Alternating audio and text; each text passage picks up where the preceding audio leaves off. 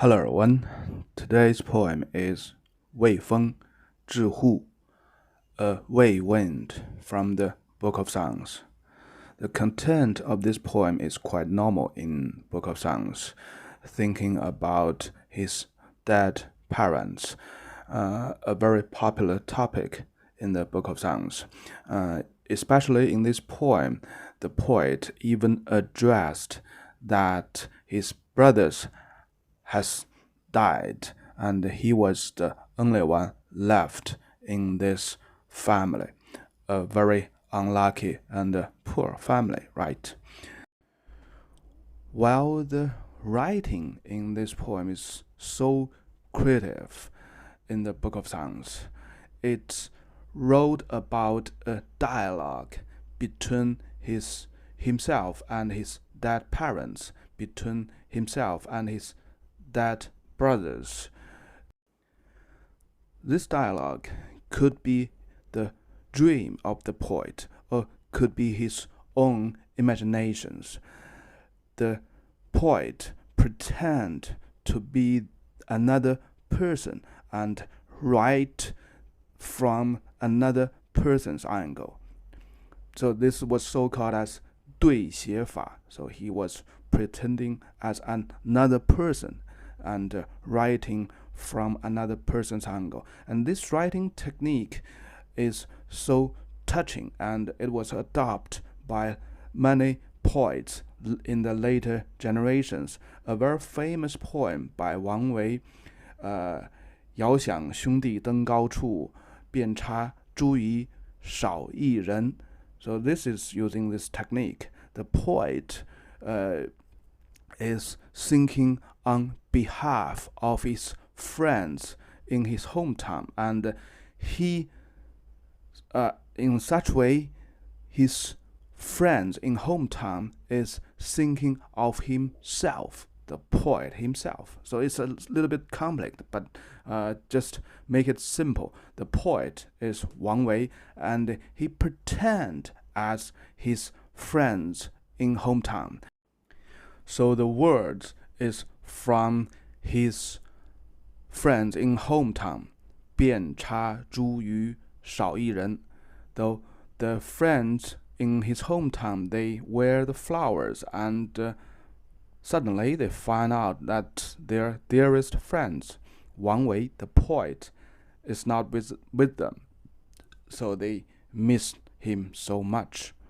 So this is a very a little bit complicated but very touching writing technique when writing the friendship, the love between two persons.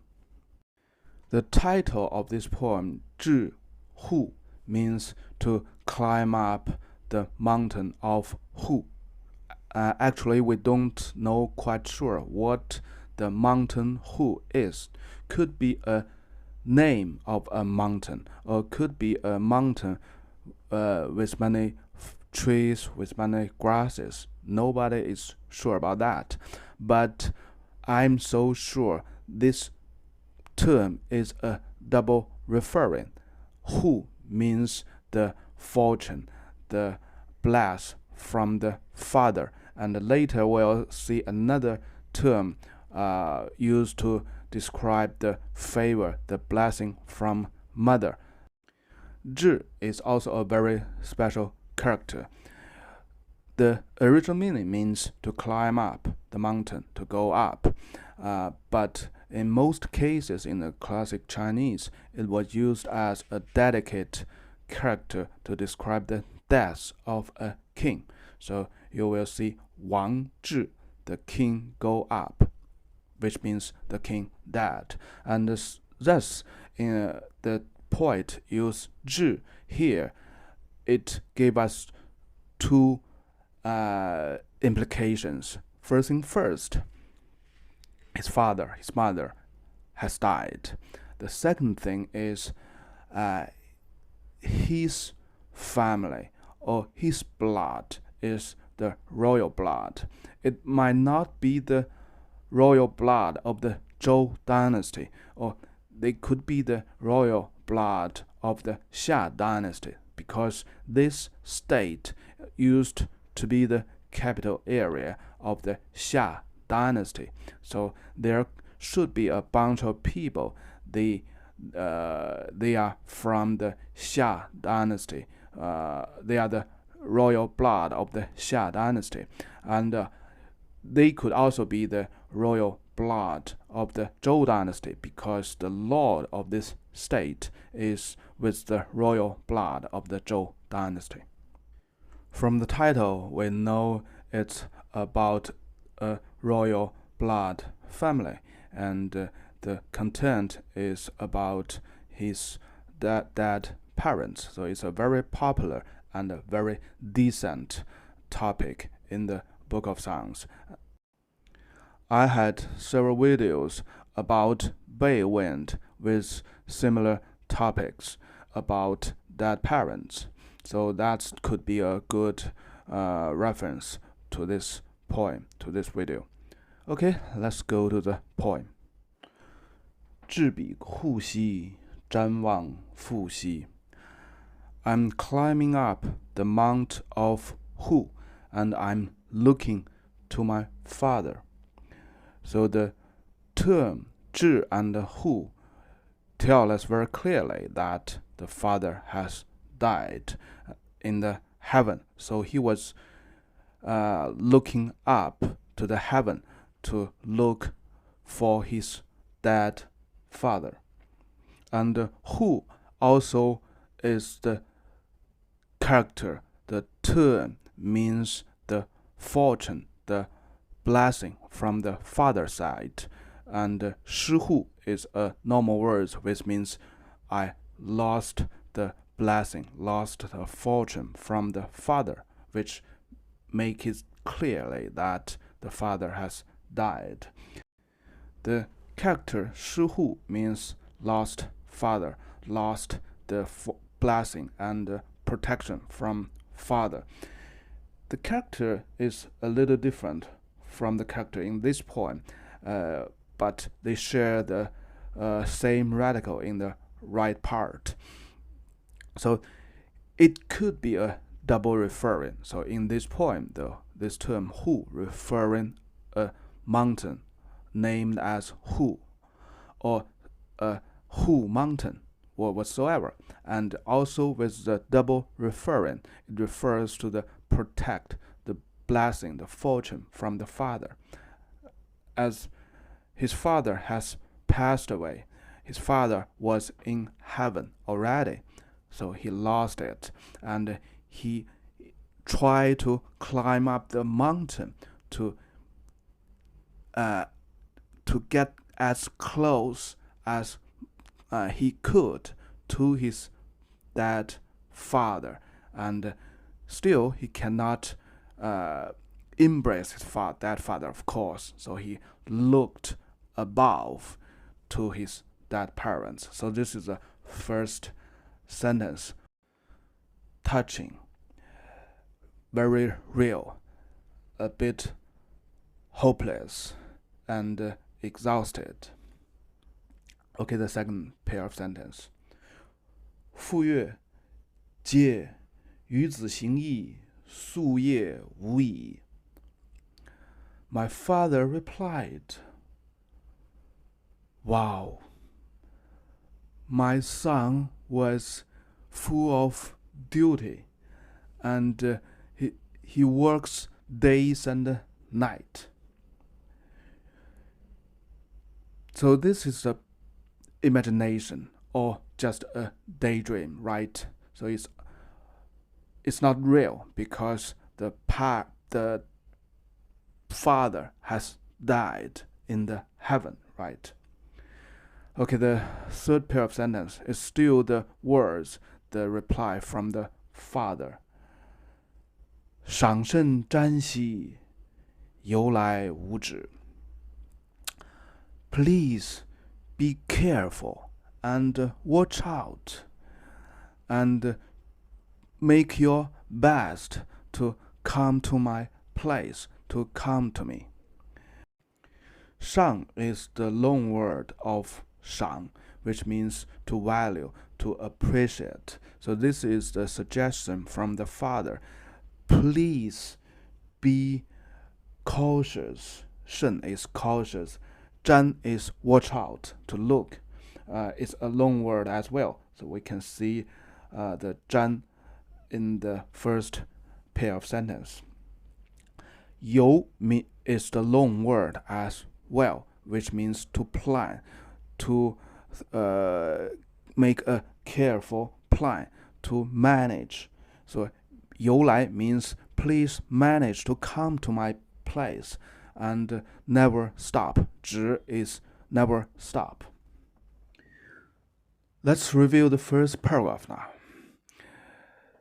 The poet managed to climb up the mountain and look above to his father in heaven.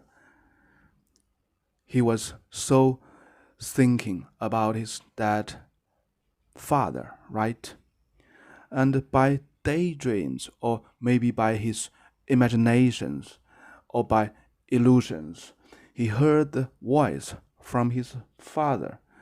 His father said, "My poor kid, you are so busy with your duties, and I wish you be careful and watch out all the time, and please try to come to me as possible to visit me. Never stop to come to me." So the words from the father expressed the careness from the father as he's alive. So this is a feeling from his father. But have a second thought. Why does this poet write this poem? He wants to express his deep feelings, his love, his thinking to his dead father, right? But anyhow, he don't write it directly. He just write about his father, and he imagined his father is still take care of him and love him as usual, as his father still alive. Just imagine that. How touching and how deep the feeling was. Okay, the second paragraph, basically repeating the first paragraph. 置彼起兮，瞻望母兮. The poet climbed up the mount of Qi, and he's looking to his dead mother in heaven. So it's basically the repeating of the first paragraph. Well, the character Qi, I think, is a wrong character here. It was wrongly recorded and populated in the history. It should be the term of Shi. The character Shi means lost mother, lost the fortune and blessing from mother. So this is the counterpart words to 失户, 失户, 失势, lost father, lost mother. So you can compare how similar the character 是 and 起 they are, and very likely in one time in the history, someone wrongly recorded the character as today. So it's 起.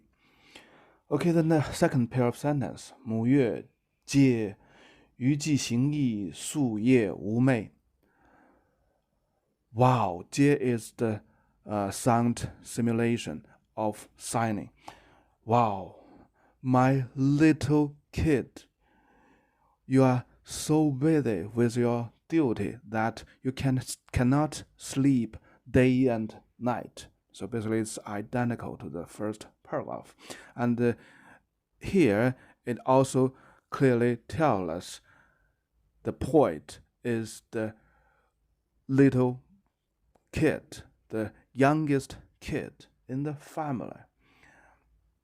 And normally the youngest kid was with the most love from the parents. That's a very typical Chinese style.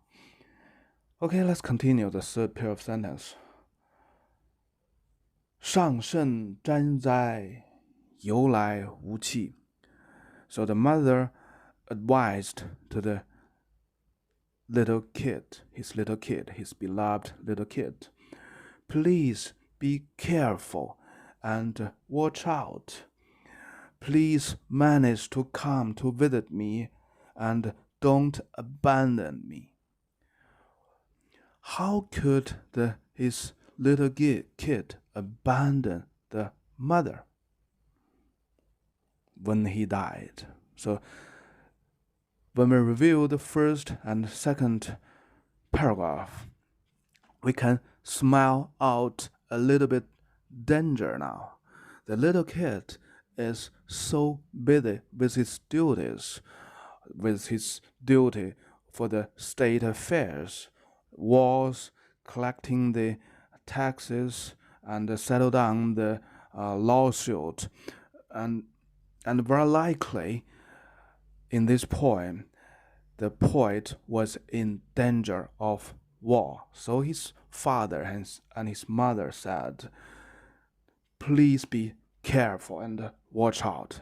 So we can feel that the poet are in a situation very dangerous. And his mother and the father was so worried. His little kid might not come to them anymore if he died, right? So that's the subtle aspects of this poem. Now the third paragraph. 至彼港西，瞻望兄兮. I climb up that small hill and I'm looking to my brothers. So here is quite special in the Book of Songs. It might be the only poems addressing the dead brothers, and which also makes these poems very special. There is also a little bit difference between the parents and his brothers. When he was talking about his presence, he climbed up a mount. The mount for his father was so called as Mount of Hu, and the mount of his mother was so called as Mount Shi or Qi. And it's not a mount for his brother, it's a hill. It was so called as Gang. The Gang is much lower than the mount. So this with these differences, he clearly made out that the levels, the differences between the parents and his brothers. And a second thought is all his brothers was in heaven, which means all his brother has died. He was the only left son of this family. So that's why his parents, also his brothers, was so careful about him.